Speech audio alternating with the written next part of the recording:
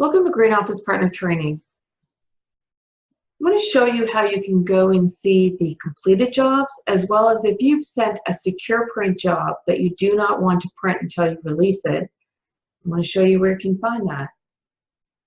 You go to the icon where it says Jobs.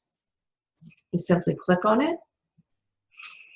The first thing that comes up is all of the jobs, and you'll see different jobs under different people that has already been completed or deleted, as well as the secure print job. If you sent a job that's a secure print that you do not want to release until you put your PIN code in, you simply click on Secure Jobs.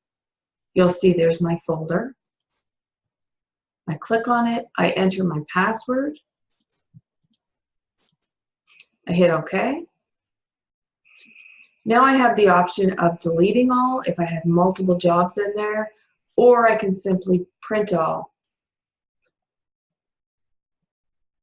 And all you do is click on the job and it will start printing.